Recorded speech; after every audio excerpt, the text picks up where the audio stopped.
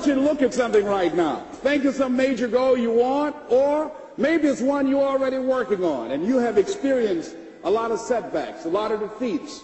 You've experienced a lot of disappointment. Maybe you've already given up, and maybe you just need a little fire, a little encouragement to get back in the game again. Here's what I want you to look at. There are winners, there are losers, and there are people who have not discovered how to win. And all they need is some coaching. All they need is some help and assistance, just a little support. All they need is some insight or a different strategy or plan of action to make some adjustments that will open up the key to a whole new future for them, that will give them access to the unlimited power that they have within themselves. That's all that they need. So what I want you to do is think about something you want for you, that's real for you, that's important for you, that will give your life some special meaning and power. And I don't even want you to say, I can do that. I don't want you to assume that. See, 5 years ago when I started out in this area, I would not have been able to make the mental leap that I would be up to where I am right now. I don't want you to begin to just psych yourself out. No. I want you to be able to say something to yourself that will enable you to maintain a level of integrity with yourself. That when you say this, even when you face tremendous setbacks, it will be a benchmark to keep you in the game, to keep you moving forward and experimenting and readjusting your strategy and your plan of action, continuously looking for ways to win. So what is that something?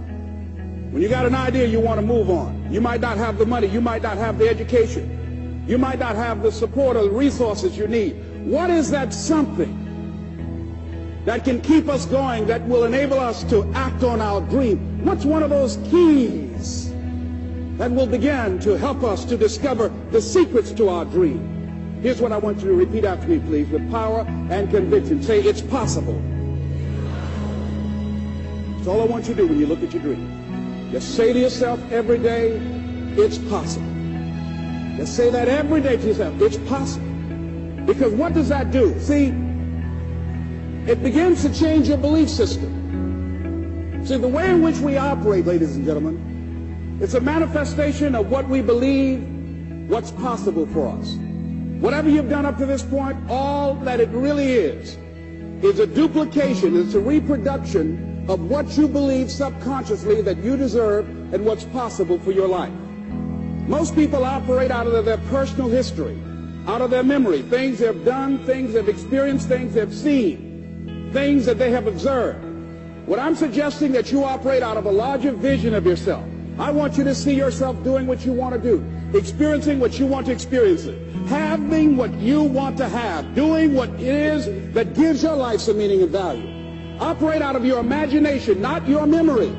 Because whenever you look at where you want to go, I'm wanting to warn you, you will have some conversation back here after you go through the data that you've experienced in life saying you can't do it. And so what you want to begin to do is ignore that inner conversation. Well, most people, ladies and gentlemen, when something happens to them, what they do is they begin to believe that that's the way it is. That's the way it's always been. And they can't see the possibility of it being any different.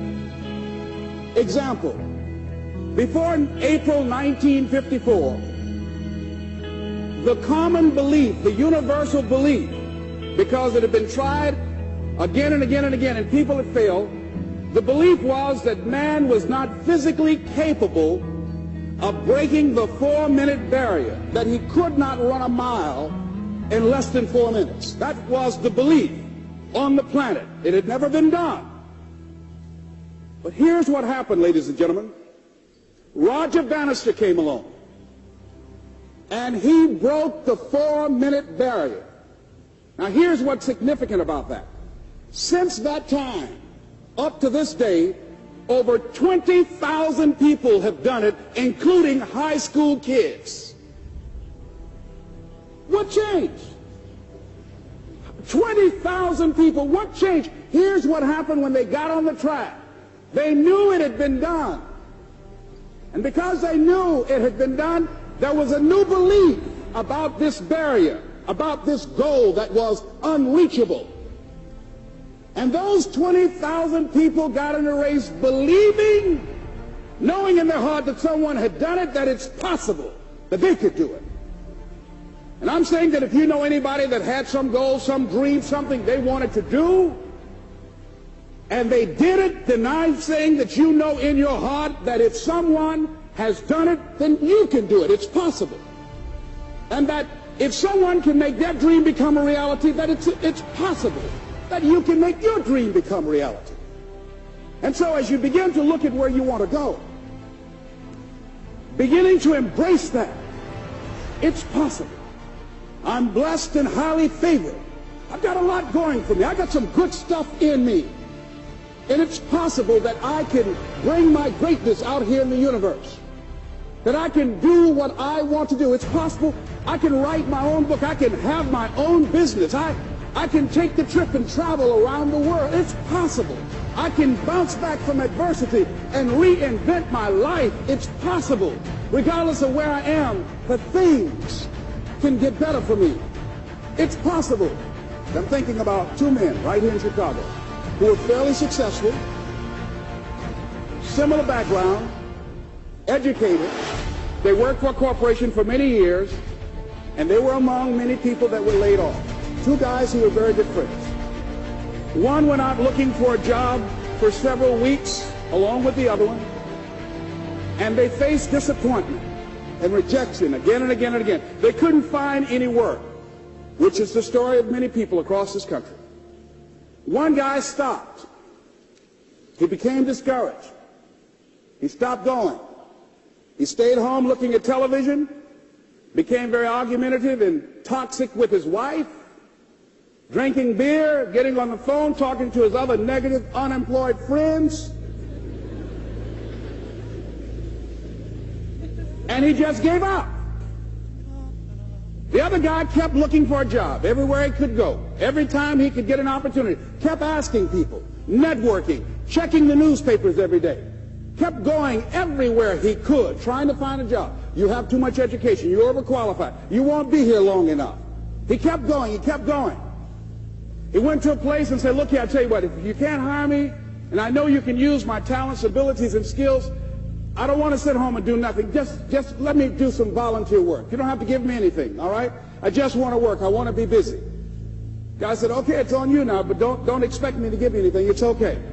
This guy came in and worked. He was the first one there. The last one to leave was the best employee there.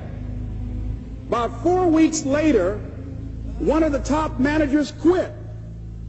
They were looking for a replacement. Guess who they selected? This other guy. This guy who was volunteering his time. He got the job. What was the difference between the two men? Eyesight and mindsight.